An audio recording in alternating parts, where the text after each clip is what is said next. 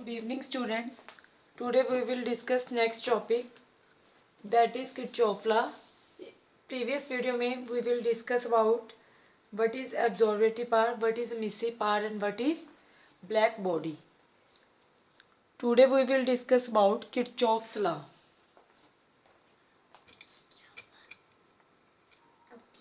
Kirchhoff's law के according क्या है हमारे पास कि जो आपके पास गुड एब्जॉर्बर होता है, किरचॉफ लॉ के अकॉर्डिंग क्या है कि good absorber is also a good emitter. जो भी हमारे पास गुड एब्जॉर्बर है वो क्या होगा, एक गुड एमीटर भी होगा। कैसे कह सकते हैं कि गुड एब्जॉर्बर आपका गुड एमीटर भी है? तो इसके लिए हमारे पास हमें पता है कि जो ब्लैक बॉडी होती है, ब्लैक बॉडी क्या करती है, जितनी रेडिएशन या जितनी हीट हम इंसिडेंट करते हैं उस साइड को वो एब्जॉर्ब कर लेती है। अगर वो एब्जॉर्ब ज़्यादा करेगी तो मिट भी ज़्यादा करेगी। सो हम ये भी बोल सकते हैं कि अगर आपके पास एब्जॉर्बेटिव पावर ज़्यादा है, गुड एब्जॉर्बर मीन्स हमारे पास जो एब्जॉर्बेटिव पावर है वो क्या होगी, ज़्यादा होगी। मीन्स ए हमारे पास ज़्यादा है तो वो अमिट भी ज़्यादा करेगा। इसका मीनिंग क्या है कि एमिसिव पावर भी उसकी क्या होगी, ज़्यादा होगी। मीन्स ई ज़्यादा होगा। मीन्स ई आपका क्या है, डायरेक्टली प्रोपोर्शनल है किसके, ए के। या फिर हम ये भी बोल सकते हैं कि ई लैम्डा डायरेक्टली प्रोपोर्शनल किसके, ए लैम्डा के। ई लैम्डा क्या डोनेट कर रहा है कि जो एमिसिव पावर है किसके लिए, किसी पर्टिकुलर वेवलेंथ की अगर वो ज़्यादा है तो वहाँ पे जो एब्जॉर्बेटिव पावर है उस वेवलेंथ की वो भी क्या होगी, ज़्यादा होगी। लाइक अगर मैं एग्जांपल लूँ इस मार्कर की, इसमें क्या है, जो इसका ये ब्लू पोर्शन है ये क्या करेगा, ये ब्लू को, ये हमें ब्लू क्यों दिख रहा है, क्योंकि इसने ब्लू लाइट को ज़्यादा एब्जॉर्ब किया है as compare to other light. Visible light में जो बाकी कलर्स हैं उसमें से इसने जो ब्लू है उसको सबसे ज़्यादा एब्जॉर्ब किया है।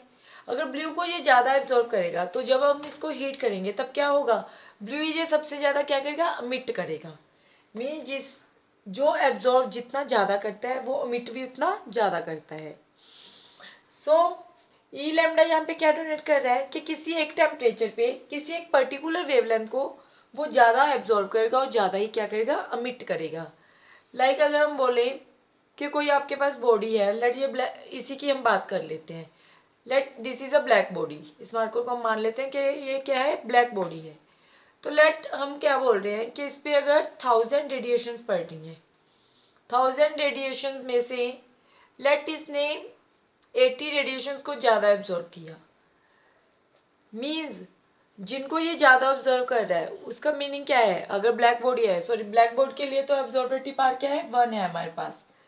तो 100 रेडिएशन के 100 को ये क्या कर लेगा, एब्जॉर्ब कर लेगा। पर किसी एक पर्टिकुलर वेवलेंथ को अगर वो ज़्यादा एब्जॉर्ब कर रहा है तो इसका मीनिंग क्या है कि जिस पर्टिकुलर वेवलेंथ की एब्जॉर्बेटिव पावर ज़्यादा है उसी की मिसिव पावर भी क्या होगी, ज़्यादा होगी। और जो ये वाला लॉ है it is valid for all bodies, चाहे कोई भी बॉडी है, अगर वो ज़्यादा एब्जॉर्ब कर रही है वो ज़्यादा क्या करेगी, अमिट करेगी। और हम इसको ऐसे भी लिख सकते हैं, E upon A is equal to K. और इसको ये भी प्रूव कर सकते हो, इसको हम ये भी लिख सकते हैं, E is equal to constant को हटाया के और E upon A is equal to K. अब हमें इसी चीज़ को प्रूव करना है। इसको प्रूव करने के लिए हम क्या ले लेते हैं, let this is an enclosure और अ रूम टेम्परेचर, और इसका टेम्परेचर है, let this is a room, इसमें इसका टेम्परेचर T है।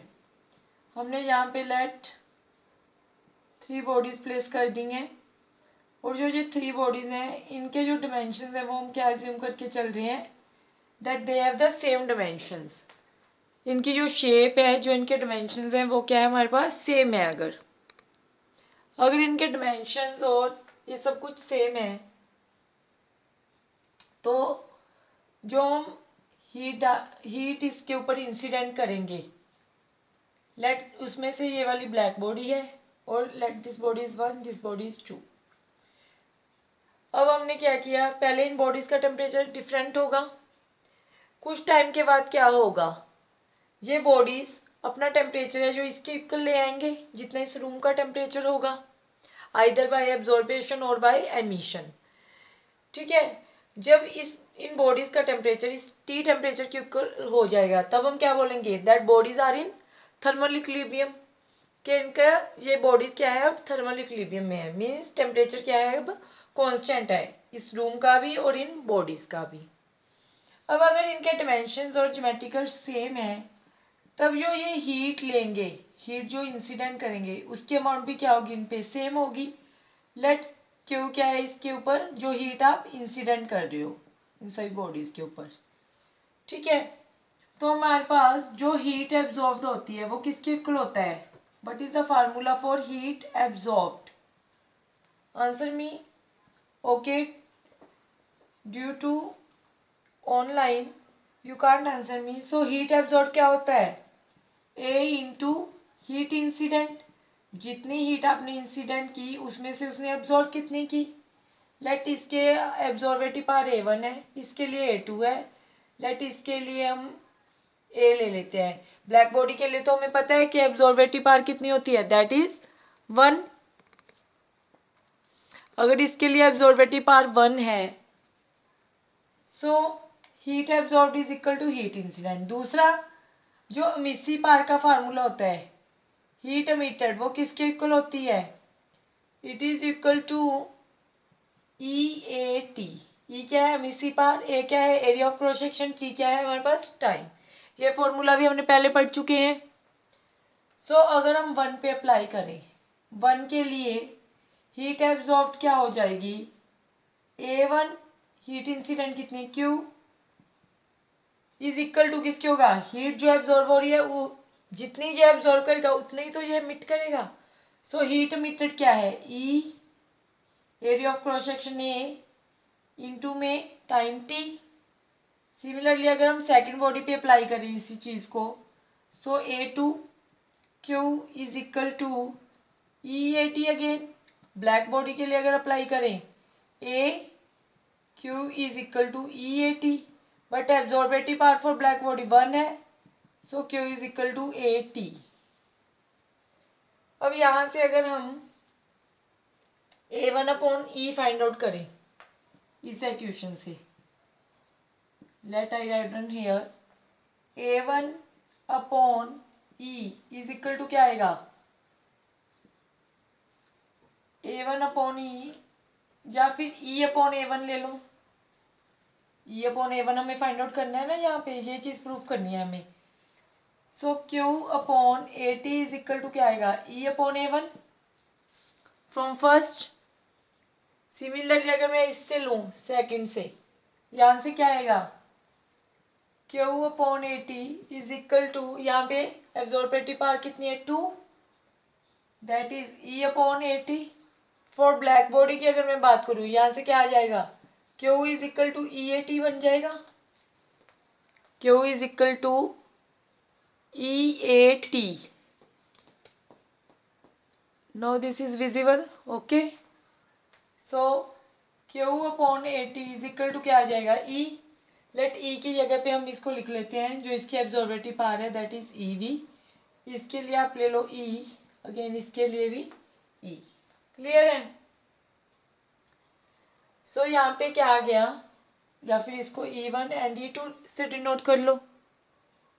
सो यहाँ पे भी E1 हो जाएगा E2 हो जाएगा, similarly this, so this and जो लास्ट है उसके लिए क्या आ जाएगा EB आ जाएगा ना, EB for black body.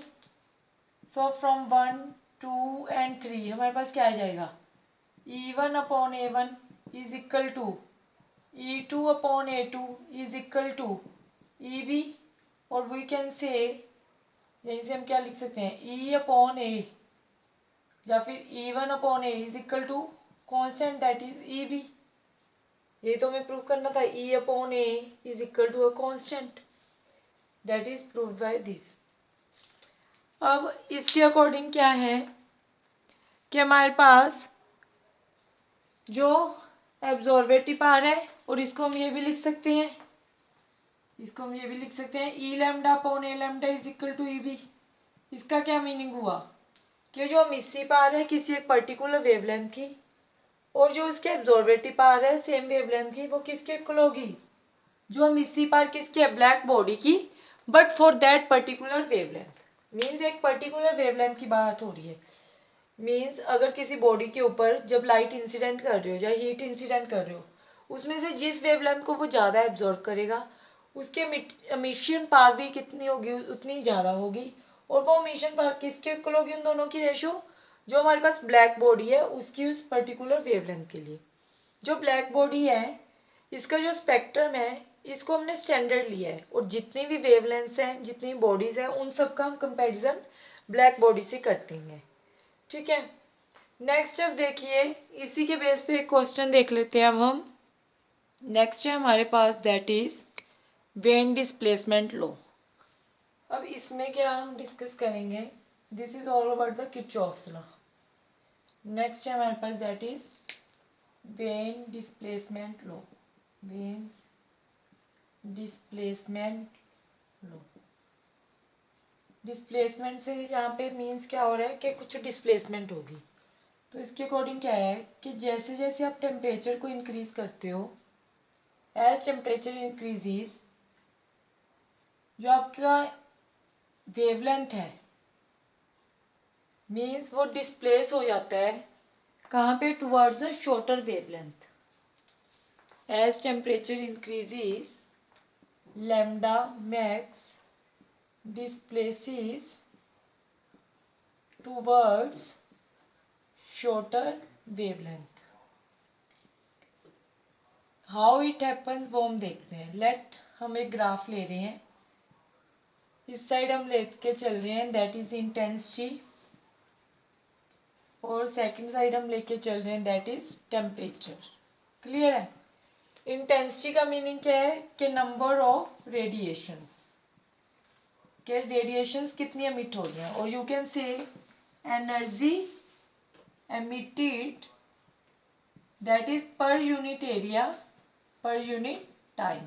Energy emitted, let that is Q upon area, that is A into में time, that is T. अब देखिए, अगर हम दोनों में ग्राफ ड्रॉ कर रहे हैं इंटेंसिटी और टेम्परेचर में, तो ये ग्राफ है वो कैसा आ रहा है आपके पास? This is the graph. ठीक है, इसका मीनिंग क्या है कि अगर आप लेट, मेरे पास कोई ब्लैक बॉडी है, ठीक है, let this marker is a black body, इसके ऊपर मैंने 100 रेडिएशंस इंसिडेंट की। जब मैंने 100 रेडिएशंस आई, उसमें से 80 रेडिएशंस हैं, जो इस 100 में से जो 80 रेडिएशंस होंगी, उनकी जो वेवलेंथ है वो काफ़ी नज़दीक होगी, these that are very close. और जो 20 रेडिएशंस होंगी, उनकी जो वेवलेंथ है वो क्या होगी? डिफरेंट होगी फ्रॉम ईच अदर। मीन्स ये क्या शो कर रहा है कि इस वेवलेंथ की रेडिएशंस कितनी है, देन इस वेवलेंथ की कितनी है। जो इसमें मैक्सिमम रेडिएशंस होंगी, जो 80 रेडिएशंस है, उसकी जो वेवलेंथ है वो क्या होगी? This particular wavelength, that is lambda max. Here lambda max क्या बता रहा है? Number of the radiations which have max wavelength, कि कितनी रेडिएशंस हैं जिनकी जो वेवलेंथ है वो क्या है? मैक्सिमम है। लैम्डा मैक्स क्या है? Number of radiations of this lambda, number of radiations किसकी? Of this lambda. Lambda means wavelength, इस वेवलेंथ की क्या है? मैक्सिमम है। अब लेट, ये टेम्परेचर T1 की बात हो रही है। अब हमने क्या किया? लेट टेम्परेचर को और इंक्रीज कर दिया। जब आपने टेम्परेचर को और इंक्रीज किया तो ग्राफ कुछ ऐसा आया। इसका मीनिंग अब जो वेवलेंथ है वो, इस वेवलेंथ की जो रेडिएशंस हैं वो क्या होंगी? मैक्सिमम होंगी। अगर हम इंटेंसिटी वर्सेस ये बना रहे हैं तो इस वेवलेंथ की रेडिएशन मैक्सिमम होंगी, that is lambda 2, that this is lambda 1। Means इस जो वेवलेंथ है, जब टेम्परेचर इंक्रीज हुआ, T2 अब ज़्यादा है T1 से, जब टेम्परेचर बढ़ाया तो जो लैम्डा मैक्स के है वो हमारा क्या हो गया? शॉर्ट हो गया, इस तरफ वो शिफ्ट हुआ। इसकी बात नहीं हो रही कि लैम्डा मैक्स इस तरफ शिफ्ट हुआ। सिमिलरली अगर हम टेम्परेचर को और इंक्रीज करें तो ये ग्राफ आपका कुछ ऐसा आएगा। तो मीन्स अगेन जो लैम्डा मैक्स है वो अगेन शिफ्ट हो गया towards the left, this is lambda 3। अब टेम्परेचर और इंक्रीज किया, T3 ग्रेटर है T2 ग्रेटर देन T1, और जो लैम्डा है वो इस साइड क्या हो रहा है, डिस्प्लेस हो रहा है। So as temperature increases lambda max displace towards shorter wavelength, छोटी वेवलेंथ की तरफ वो क्या हो रहा है, डिस्प्लेस हो रहा है। यहाँ पे देखो जो प्रीवियस ग्राफ था इसने इस वेवलेंथ की, ये वेवलेंथ देन मैक्सिमम वेवलेंथ की रेडिएशन ये वाली थी। तब हमारे पास जब टेम्परेचर बढ़ाया तो यहाँ पे शॉर्टर वेवलेंथ है, तो ये ग्राफ शॉर्टर वेवलेंथ की तरफ आया। अगेन टेम्परेचर इंक्रीज किया तब ग्राफ और छोटी वेवलेंथ की तरफ क्या हो गया, डिस्प्लेस हो गया। सो this is a when displacement law. अगर हम इसको एग्जाम्पल से समझें, एग्जाम्पल में लेट हमारे पास क्या है, एक साइड टेम्परेचर है, एक साइड क्या है, वेवलेंथ है, ठीक है, टी एंड लैम्डा मैक्स। अब टेम्परेचर जब लेट 1000 केल्विन है, then 2000 kelvin, then temperature increase किया दैट इज 3000 केल्विन। लेट यहाँ पे आपकी जो वैल्यू है वेवलेंथ की दैट इज 10⁻³ इंटू 10⁻⁻6 मीटर। यहाँ पे आ रही है 1.5 इंटू 10⁻⁻6, लेट यहाँ पे है 1 इंटू 10⁻⁻6 मीटर। देखो टेम्परेचर बढ़ रहा है, जो लैम्डा मैक्स है वो क्या हो रहा है, डिक्रीज हो रहा है। टेम्परेचर इंक्रीज हो रहा है, लैम्डा मैक्स क्या हो रहा है, डिक्रीज हो रहा है। बट यहाँ पे देखो जो लैम्डा 1 T1 है, यहाँ पे 3 वैल्यू आएगी, again 1.5 into 2, again 3, again 3000 into 1 that is again this. यही हमारा क्या है, वेव डिस्प्लेसमेंट लॉ, कि जो दोनों का प्रोडक्ट है वो तो क्या रह रहा है, कांस्टेंट रह रहा है। जो लैम्डा मैक्स है और जो टेम्परेचर है दोनों की जो प्रोडक्ट है वो तो क्या रह रही है, कांस्टेंट रह रही है आपके पास। मीन्स हम यहाँ से ये भी लिख सकते हैं कि जो लैम्डा मैक्स है वो इनवर्सली प्रोपोर्शनल किसके है, 1 अपॉन टेम्परेचर के। टेम्परेचर बढ़ाओगे तो वेवलेंथ क्या होगी, डिक्रीज होगी। As temperature increases wavelength get decrease. अब इसी कांस्टेंट और प्रोपोर्शनलिटी को हटा के हमने क्या लगा दिया, lambda max is equal to V upon temperature. ये क्या है, this is our Wien displacement law. इसी को आप क्या बोलते हो, वेन्स कांस्टेंट, या फिर इसी को आप क्या बोल रहे हो, that is Wien constant. This is not visible so I write down here lambda max को, इसको हटाया कांस्टेंट को, is equal to B upon temperature. इसी को हम वेन कांस्टेंट बोलते हैं, जो कि साइंटिस्ट के नेम पे ही पड़ा है। और जो इसकी वैल्यू होती है वो होती है आपके पास 2.898 इंटू 10⁻⁻3। बी की वैल्यू कितनी है, 2.898 इंटू 10⁻⁻3 मीटर केल्विन। यहाँ से अब ये क्या बन जाएगा, अगर हम यहाँ से लिखें क्या आ जाएगा, lambda max into temperature is equal to B. इसके यूनिट क्या है, मीटर, इसके यूनिट क्या है हमारे पास, केल्विन। सो जो वेन्स कांस्टेंट है दैट इज दिस वन। अब देखिए अगर हमें सन से अर्थ पे क्या आ रही है, रेडिएशंस आती हैं, अगर हमें उस रेडिएशन की वेवलेंथ पता है और हमें वेन्स कांस्टेंट भी देखो पता है, so we can easily found temperature, कि सन से जो हीट रेडिएशंस आ रही हैं कि सन कितना टेम्परेचर दे रहा है, उसी रेडिएशन का टेम्परेचर कितना है, वी कैन इजीली कैलकुलेट।